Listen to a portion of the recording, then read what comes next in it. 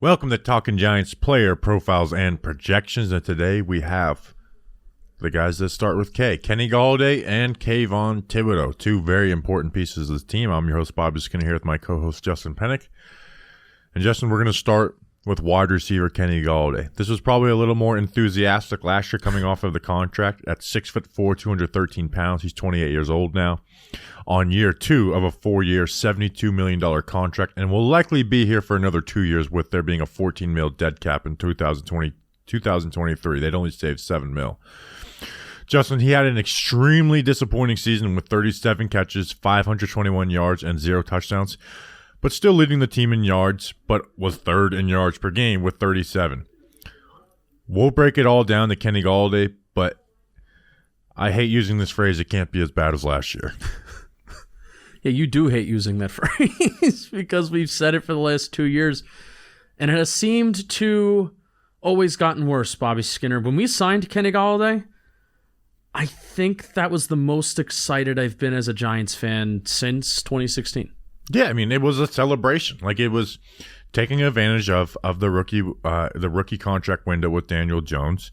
And I still, going back now with everything, the way things played out, I wouldn't give that contract. But in the moment, I still don't feel bad for being excited about that contract. No, especially because you kept Jason Garrett, which the most, here we go, dropping an F-bomb in the first 2 minutes. The most fucked up thing about the Kenny Golladay signing is that was the signing that made the most sense for Jason Garrett's bad scheme, where it's just, let's just throw this ball up to a guy that can go up and get it, and they just didn't do that. They just did not do that. Or I actually feel better about Kenny Golladay if used correctly. I feel better about Kenny Golladay in Jason Garrett's system than I kind of do in Brian Daboll's system. Well, I will say, so far what we've seen in camp... I don't want to talk about that too much. We have seen him used the correct way, so it'll be up to Kenny Golladay and Daniel Jones of how good he will be, because they are using him down the field. Let's go through some just stats, regular stats for Kenny Golladay for his career.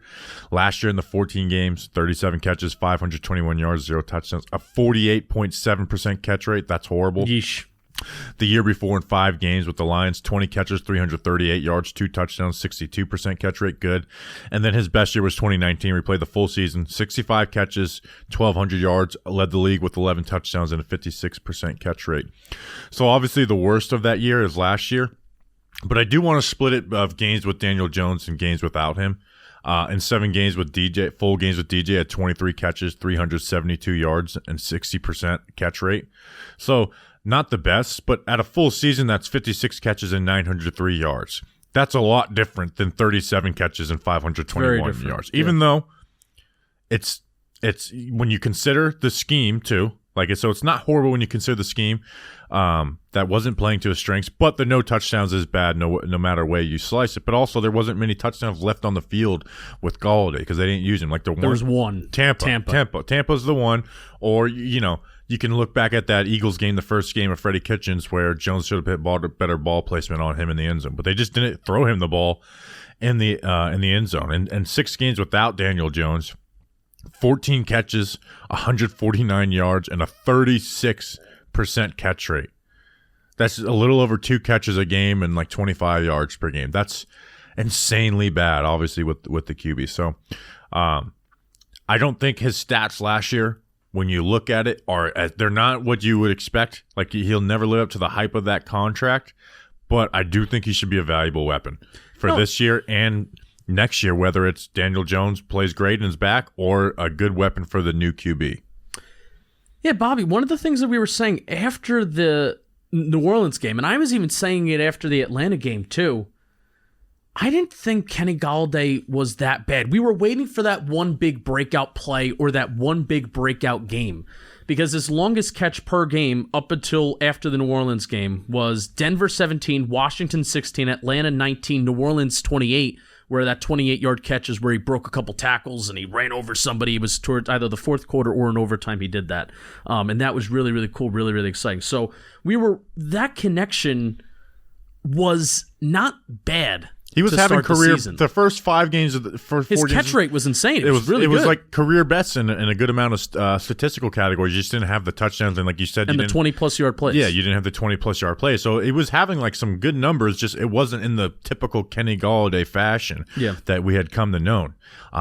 So like it wasn't it's a train wreck towards the end of the year, and the 0 touchdowns is the glaring thing. If he has 3 touchdowns, it's not as glaring as bad season, but it was a bad season overall.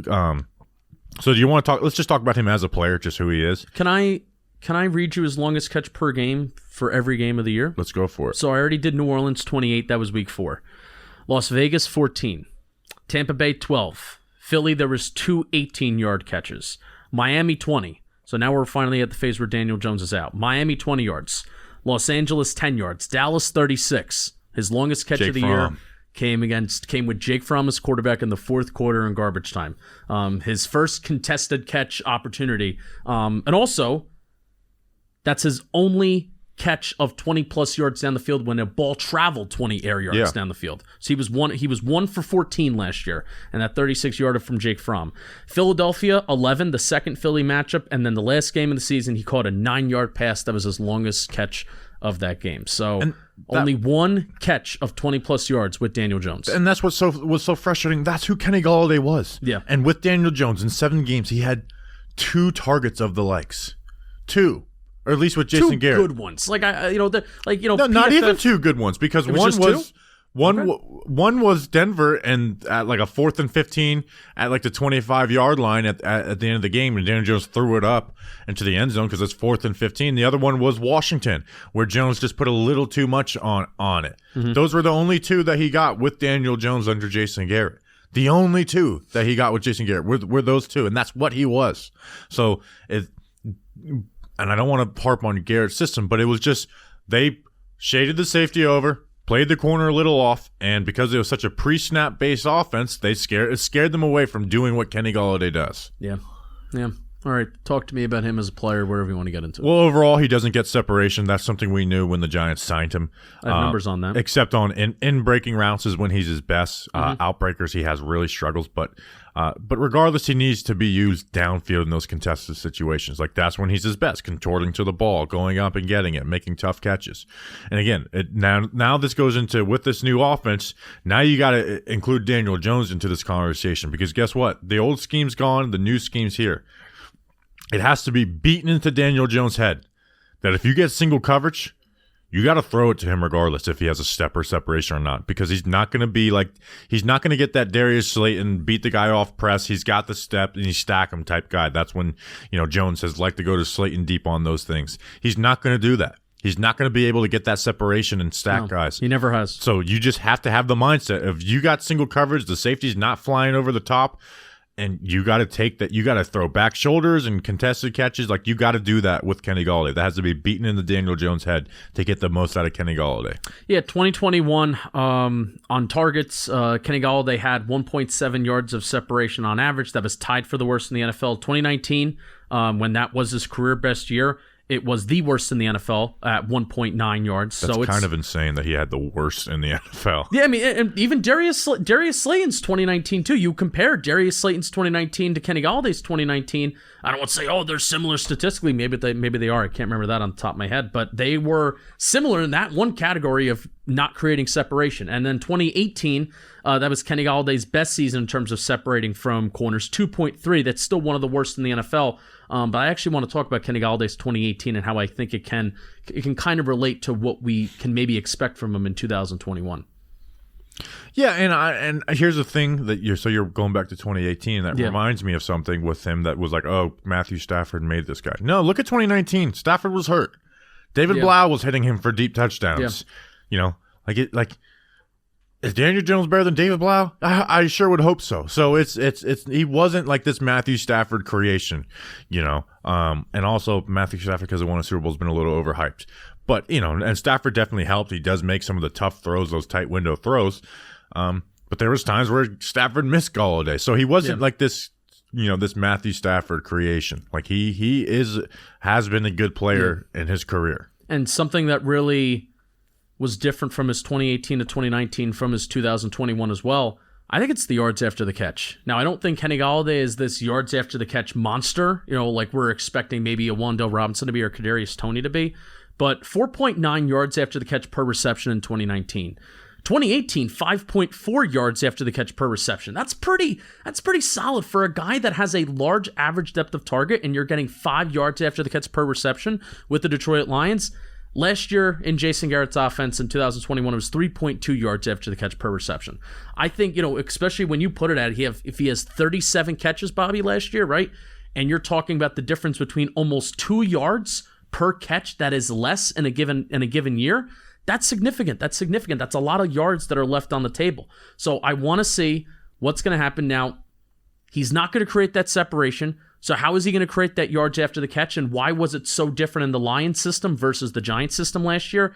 That part of it, I don't know, but I want to see what he has to do this year. He's a physical too, dude. There is plays you remember of Galladay where Atlanta, New Orleans, where it's like he catches the ball blanketed, breaks that tackle, will make a not necessarily make a guy, but like run through some bad tackling attempts. Yeah. Like so he's he's not simply just a contested catch guy, but that is what he is. That's what he's known for, and rightfully so. So it's going to be an interesting year for Galladay because like I said at the top, I just don't think he could have his worst year. Like, we're going to see a Kenny Golladay touchdown this year. We have to. I would love for it to get it out of the way week 1 because it's kind of comical to look back at the way that signing happened and the guy just never had a touchdown. So yeah, you know what's crazy? You look at Kenny Galladay's deep ball numbers from 2019, his performance at 20-plus yards. It was basically the same as Daniel Jones's deep ball numbers from 2020.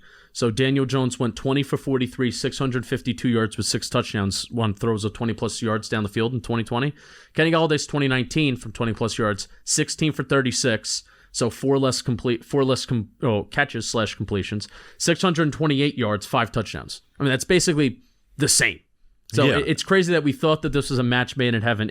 You're right. It does have to get better this year. But where I think Kenny Golladay may live a little bit more than the 20-plus yard area, his 2018, he made most of his money in the intermediate range from that 10 to 19 yard range. Yeah. And we saw Kenny Galladay's best play with Daniel Jones last year was the mini post. And we saw him run a little bit in camp so far this year too. The mini post, mini post, mini post. I mean, that's where the majority of his Kenny Galladay's big plays against Denver, that 17-yarder was a mini post. Washington, 16. Atlanta, 19. Maybe even the New Orleans. Those Eagles games, those 2 big catches, and that 18-yard catches were both those skinny posts. Those both mini posts. So I think, I would love if Kenny Golladay had those 20-plus yard plays and he has contested catch situations. But in 2018, that's where he made his money, and his average depth of target was less than what 2019 was. In this Dable Kafka system, that's where I can easily see Kenny Golladay, not having a fantastic year, but having a solid year in that 10 to 19 yard range. Right on. Also, where he should live is Bareburger. Oh, where he should live is Bareburger. Bareburger, they got something for Kenny Golladay. They do, because he works so hard in practice. We've seen it. He stretches so much. He runs. He tries his hardest. I'm being sarcastic. And Kenny Golladay, after practice, he likes to go to Bareburger. What I had recently when we went, and I forgot to talk about this, I'm a big cauliflower guy. So ever since I lost weight this year, I've things that just in cauliflower form I love. So I got fried cauliflower, kind of in General Tso's barbecue form. It was fantastic at Bareburger. So I definitely recommend that. It's listed as a side. They're a burger joint. They're not the type to be bogged down by the labels. Menu is filled with options for everyone regardless of dietary preferences. Whether you're 100% vegan or you think Kenny Golladay isn't going to catch a touchdown this year, Bareburger won't judge. There's only one dietary restriction. You'll be limited to food that is made to taste great. They have the best happy hour in New York City, 12 p.m. to 7 p.m., Monday to Friday. They have some cool little deals. 2 Nashville sliders, 6 PBRs, and a martini, all for under $20.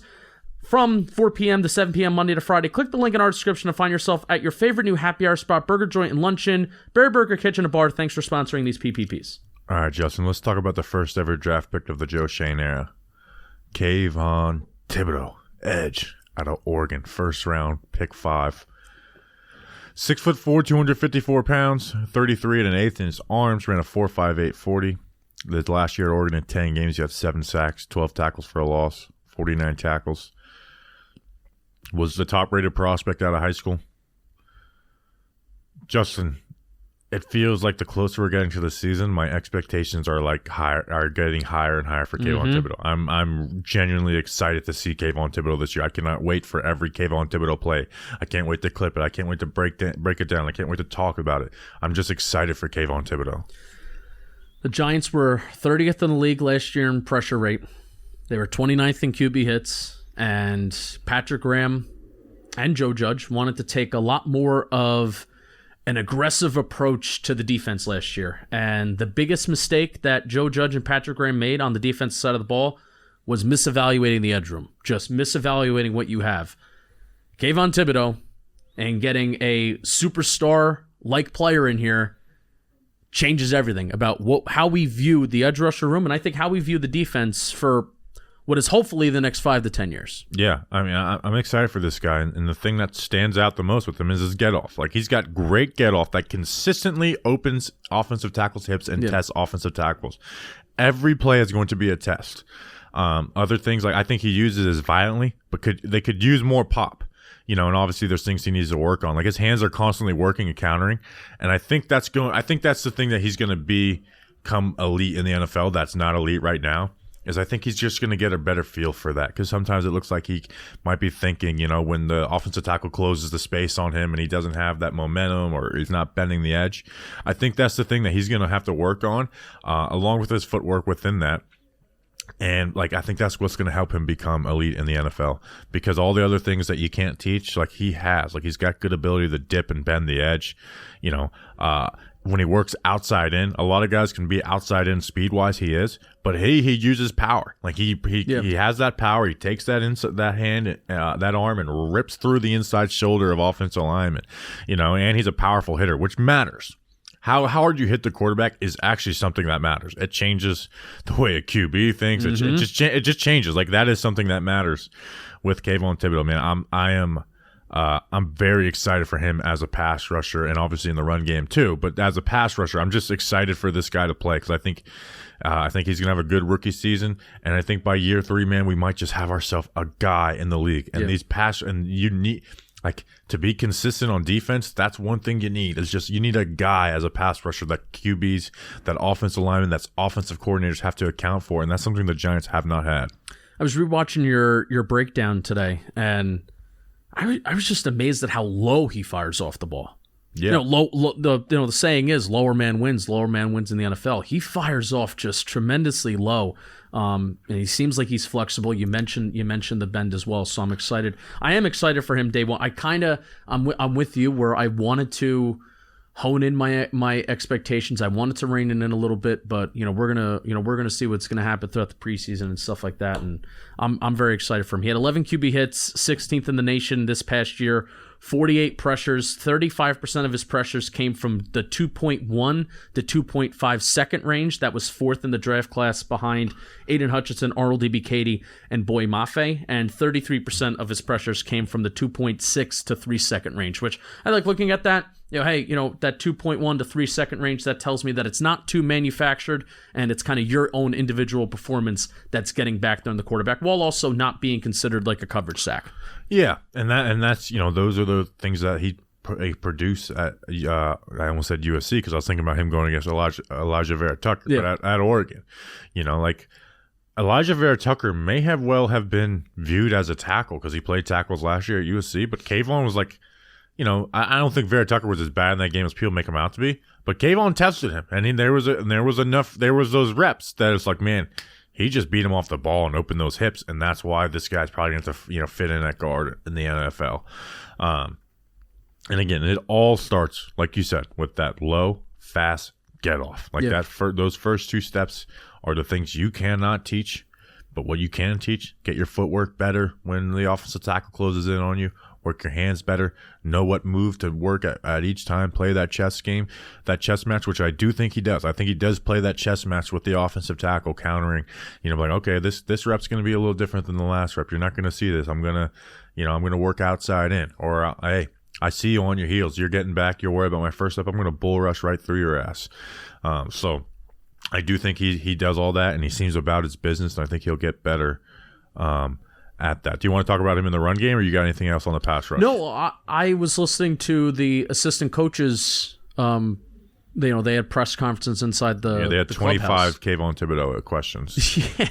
And one of the things that the outside linebackers coach was talking about was just how dedicated he is already to studying tackles and studying their tendencies and how to take advantage and how to, get the best, out of whatever weaknesses the tackle that he's facing is going up, Yeah. That was said badly. But that's that's what the great ones do, and so I'm he's already doing it. Glad he's doing that.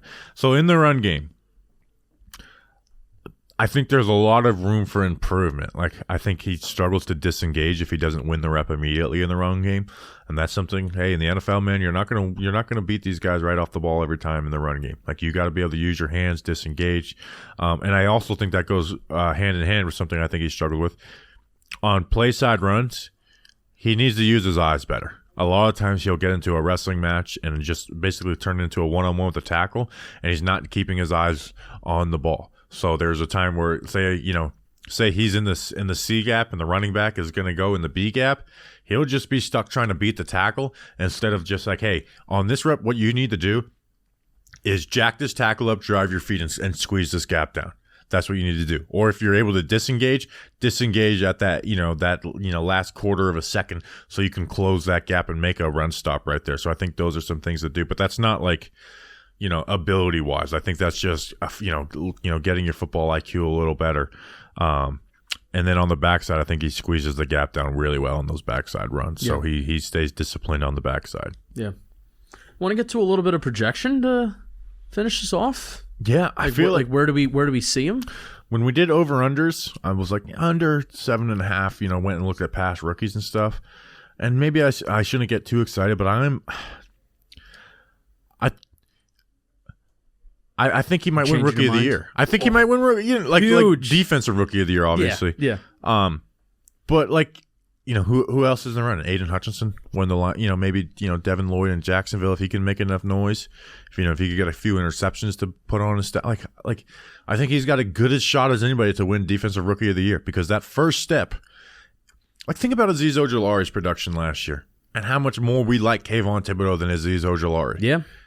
Like that first, even if he's not as consistently great as he's going to be one day, that first step, that pass rush ability, the moves that he has, is going to get him into numbers, even if it's not a down in, down out basis with Kayvon Thibodeau. So the closer we get to the season, the more excited I'm getting for Kayvon, and my expectations are going higher and higher. Maybe that's the fan in me, but it's just the way I feel right now. Yeah, you're doing a good job of trying to make me change my mind off of my under. I still want to go under for 7.5, but I will be more encouraged if Kayvon Thibodeau has a 6.5 sack season with 20 QB hits than an 8 sack season with 13 QB hits. Say that again. I would be more encouraged from Kayvon Thibodeau's rookie year if he had a 6.5 sack season with 20 QB hits than an 8 sack season with like 12 or 13 QB hits. I agree. Yeah, but it's and then in long sacks term, sacks are flashy, and 8 is a lot better than 6 or 6.5. And I know we're probably doesn't make that big of a difference at the end of the day, but the QB hits will make that difference. I mean, I kind of just like Chase Young's rookie year. Everybody and Google Gaga over it. Over last year, Micah Parsons. I was going to say Micah Parsons won Rookie of the Year last year unanimously. Like I don't think anyone in this class is going to do what that did. But 2020, fourth place was Antoine Winfield Jr. I think we can expect a better year of that. Patrick Queen, who wasn't even good, somehow got third place. Jeremy Chen, who was good, got second place, but he's a safety, so that puts you at a little disadvantage. And then Chase Young won it, maybe a little bit on hype, but like you said, he had 7.5 sacks, 12 QB 10 tackles hits. for loss, 12 QB hits. I'm like, did have four that's like an fumbles. That is an Azeez Ojulari rookie year that Chase Young had, and we're saying how we want to see more growth out of Azeez Ojulari, from the consistency element. Right. So Kayvon should be better than that. Yeah, I agree. So maybe not sack wise, but pressure wise. All right, that's a player profile and projection. Check out. We'll be back tomorrow for a regular episode. Other player profiles and projections. Can't say camp live streams anymore. They're over. Missed those. Tough. We appreciate you guys. We'll see you on the next one. Until then, let's go Big Blue.